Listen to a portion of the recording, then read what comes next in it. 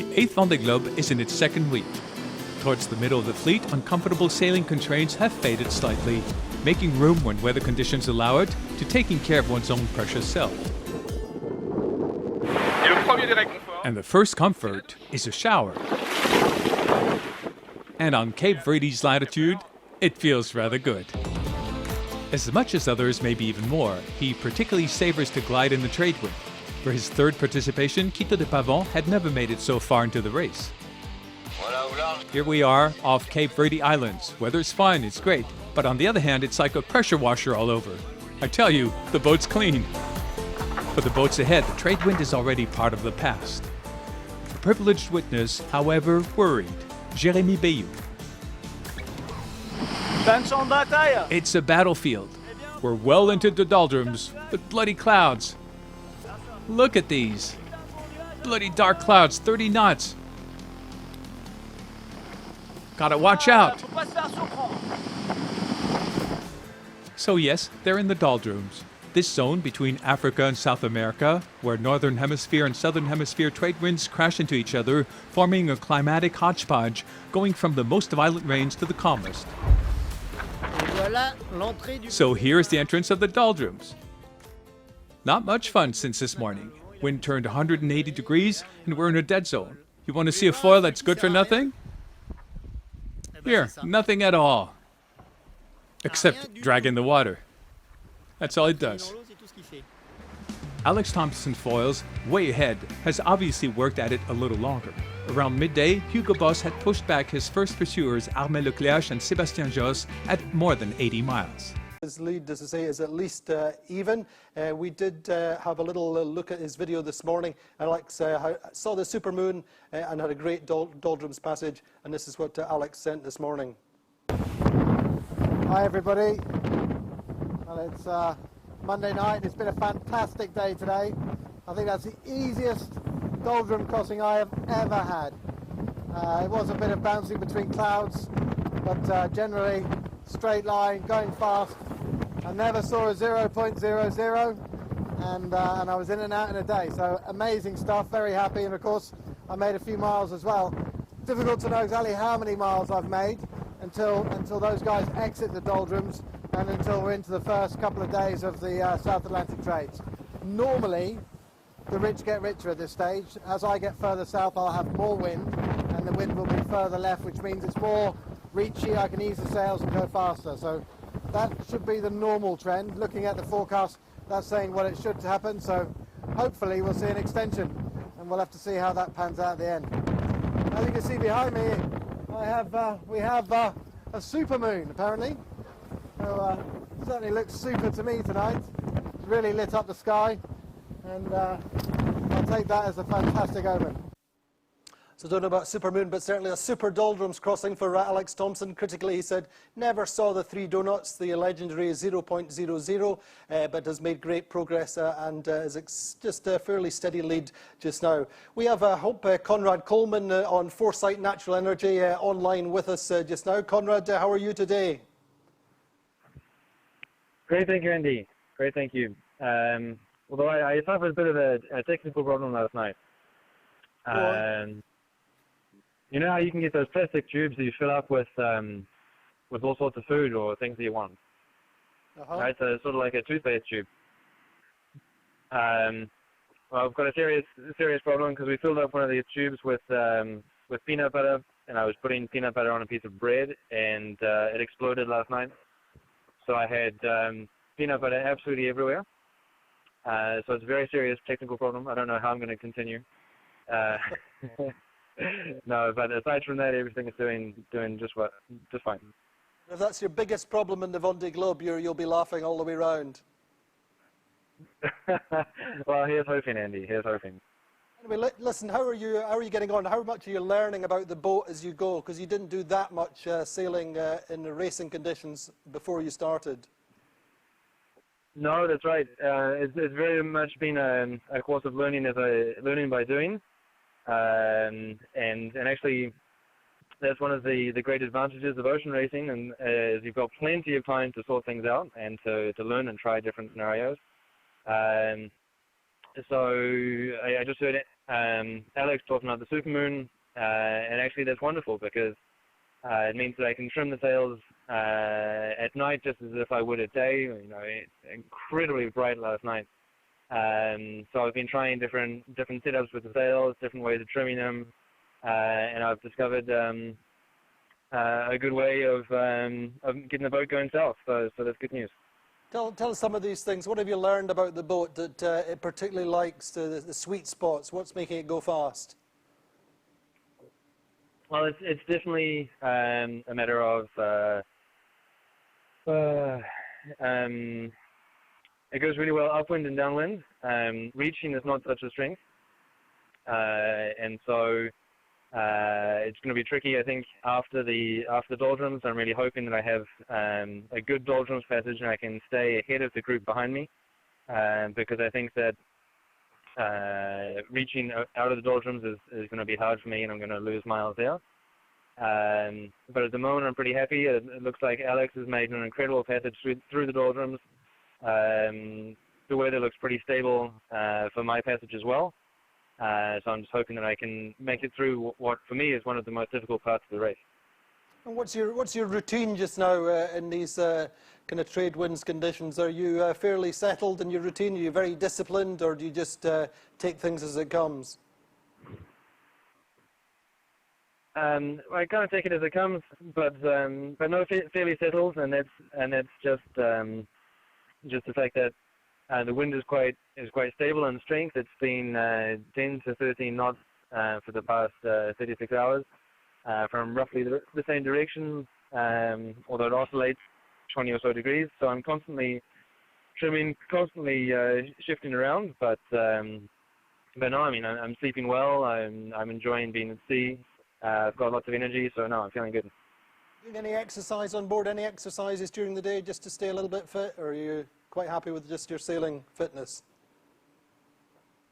Say again, Andy, I didn't hear. Just asking whether you do any exercise during the day at all. Yeah, no, the electrical system is great. The solar panels are really pumping during the day, and this is the area of the world that they really work well. But the ocean volt system with charging the motors, charging the batteries via the motor has been working brilliantly, so no problem there. Good for that. Good for you. And anything on the jobs list? What's the biggest thing you've done recently? Well, aside from clean up some peanut butter, I've been chasing a small hydraulic leak in the keel system. So actually, I have had my head in the scuppers upside down, and covered in grease and oil and sweat.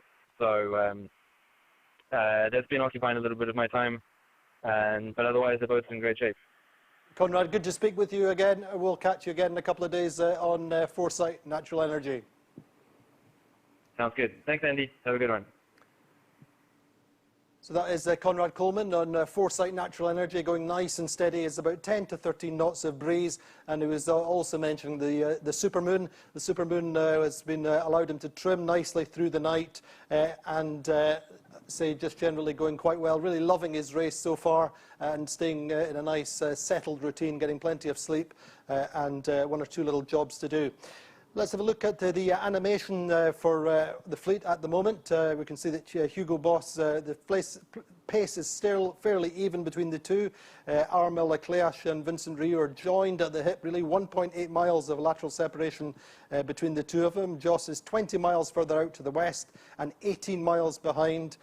Paul Meillat now is fifth on SMA. He's well ahead of Jeremy Bayou and Maitre Coq, who seem to be just a little bit slowed and stuck in the doldrums. Slow behind them, Jan Elias is caught a little bit on Morgan Le Gravier, 9 knots of boat speed this morning versus 5 knots. Jean Le Cam, meantime, has lost a bunch of miles, a little bit slow and wobbly at times, like Thomas Riong just in front of him. As we spoke to, Conrad Coleman is about 40 miles behind Arnaud Boissier and 60 miles behind Louis Berton and Bertrand de Broc. Nandor Fa out to the east is passed west of the Cabo Verde Islands, and Rich and Koji racing alongside each other. Enda has just gone through the Cabo, or looking to go through the Cabo Verde Islands, doing the Alex Thomson Tours route through the Cape Verde Islands. We spoke with Alex Thomson this morning. He's in great form. He said that he expects to extend and a pretty fast passage expected down towards the Cape of Good Hope, and there may be a record. Certainly, he should go through the Equator this afternoon or early evening, around about 8 o'clock, and that should be a new reference time, but also looking to be very fast down to the Cape of Good Hope. And this is what Alex said this morning. Wow, pretty confident when this boat goes fast, yeah. But I don't feel any reason not to be. We had a little snippet of a flavour of what the boat could do in the New York Vendee race. And then since then, I said to you before, we've made leaps and bounds in performance-wise since then. And I think we're still very undeveloped compared to a lot of these boats, having been upside down a year ago and then 6 months in the shed. We haven't had the time that a lot of these other guys have had, so there's still more speed to come. But I think certainly when we start boiling, our foil works extremely well. It's the reason I think that we were had a bit of pace at times on the trip down the Atlantic was because our foil works in the VMG mode. So very, very low angles of heel, 5 degrees of heel, I can see sometimes 10 tons on the foil. So, it's really, really helping in quite a wide range. I think our span of our foil itself, the working area, is more than double that of the Dali. And therefore, what the span should give you is give you a positive effect earlier. So, I think as soon as we start boiling, as soon as we're reaching, the boat's very, very strong. But our weakness is definitely going to be upwind, but that was something that we knew from the very beginning, and we accepted, so we tried not to compromise the reaching and downwind for an upwind performance, which we felt we didn't really need on a Vendee course. And what about that routing in the South Atlantic then? You've looked at that a little bit more closely now. Yeah, I looked at it. Yeah, not in huge detail yet, but it looks fairly standard. We're as we get further south now, the ease is going to go left. We'll be easing the sheets. The wind's going to increase, so the boats will start going faster. So it's going to be a good reach. And then it looks like there's a gateway down the perma ridge, down the perma front, all the way down. So it's not a huge cutting corner, but not far from it. The routing I ran last night, I've just run one this morning. Let me have a quick look at it. It had, it's not quite so positive this morning, but there was one yesterday. They're slightly different. The European and the GFS are slightly different, but the European model has us doing a 2,500 mile run at over 20 knots of boat speed. So you better get some sleep then. That'd be pretty amazing if that happens. Pretty uncomfortable, but it's going to make for a fast race. But it's a long way away, but it does look like the route down underneath Africa could be blocked by a high pressure. It is there now, apparently, and it could still be there when we get there. Alex, have you time to keep up with what's happening in the outside world in any way? The sports news from the weekend or news from home? Yeah. Always keeping up to date. People are always emailing me stuff. Obviously, fully aware of the new president-elect in America. Yeah, I saw Lewis Hamilton in Brazil. It's very, very good. I saw Andy Murray won his first match yesterday. So, I try and keep up to date. So Alex Thomson then on the money in the race and on the up to date with the sports news from home in England. And also looking at a probable record down to the Cape of Good Hope. The record's held just now at 22 days and 23 hours by none other than Armel Leclerc. Let's have a look at the meteo, how the weather is shaping up for the leaders and those behind. The leaders are now well clear of the doldrums zone into the southeasterly breezes, which remain fairly steady right now. The descent of the South Atlantic looks reasonably straightforward in the south-southeasterly breeze. 5 to 10 knots should be steady for the next few days. What's going on behind really is the doldrums are rolling up to the north, to the east of the fleet. That's just level with the Cabo Verde Islands. There's a little bit of a convective cell, and that means there's light and variable winds. You can just see that, the blue further up the track at the Cape Verde Islands, and that's giving light and variable winds. That is catching Jan Elias and should be the same for Bertrand de Brock and MACSF. Tomorrow there's an area of stormy easterlies between the Canaries and the Cape Verde Islands, which will catch Didac Costa with very little wind, and will expand from about 17 west across the Atlantic. So that's the situation with the weather. The South Atlantic, as I said, a good direct route to the Cape of Good Hope. Should be fast paced according to Alex, 20 knots, averages over 2,000 miles. We had a little bit of an update from Kojiro Shirashai, all going well on board Spirit of Yuko. One or two small problems still with the furler on the A3. He got these flying fish on board yesterday, but he's hoping to start to move a little bit quicker, but he's having a great race. So that's it for today from the Vendee Globe Live, our little slice of tarte tatin with crème anglaise on top. Join us again live for Vendee Live, all the news from the racecourse.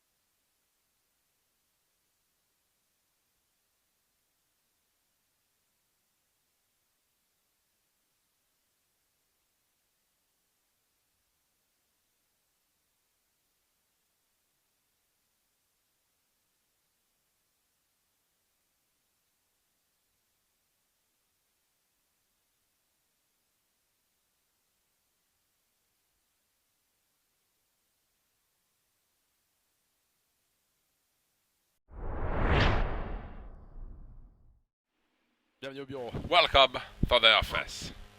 Un bureau. A very tiring office this morning. We just replaced the fractional Genaka for the big one, the Maxicod 5. This one goes all the way to the top of the mast, and it's a heavy bugger. Et là, c'est du boulot.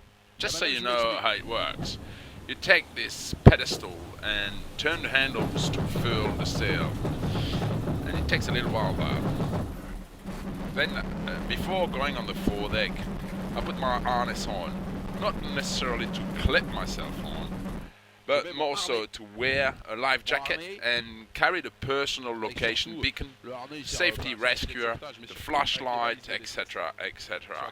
As on the foredeck over there, it's not very stable, and I prefer being safe than sorry. Enfin, je prends les balises, quoi.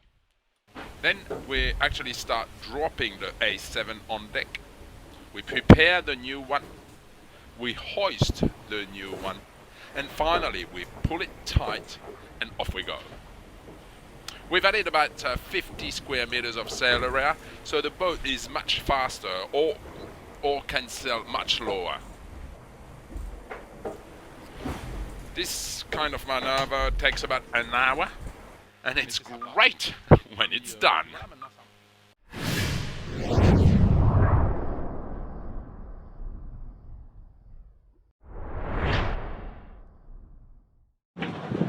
Salut à tous, c'est Tanguy ici au Cap-Vert. Donc j'ai pris la décision difficile avec mon équipe de ne pas aller affronter les mers du Sud avec un mât dans cet état-là. Il risque de s'ouvrir et c'est beaucoup trop dangereux d'aller dans ces endroits. Il reste encore 20 000 milles de course et j'ai pas envie de risquer le suraccident. Donc mon sens marin veut que je fasse demi-tour vers les Sables d'Olonne, mais toujours dans l'esprit du Vendée Globe, c'est-à-dire sans assistance, sans escale et en solitaire. Je ramène mon bateau à bon port et c'est le meilleur moyen de boucler cette aventure. Et la deuxième aventure, le deuxième objectif qu'on peut réaliser ensemble, c'est de sauver des enfants.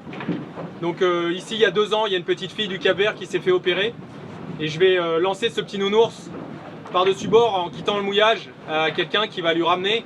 Et ça symbolise tous les enfants qu'on peut sauver. Et donc avec vous, vous pouvez continuer à cliquer, l'aventure continue, l'aventure solidaire continue. L'aventure solitaire, elle est là, elle est encore vivante. Grâce à vous, donc continuez à cliquer, vous pouvez faire des dons par SMS. Et je dis qu'on se retrouve au sable pour fêter tout ça à mon retour. Merci.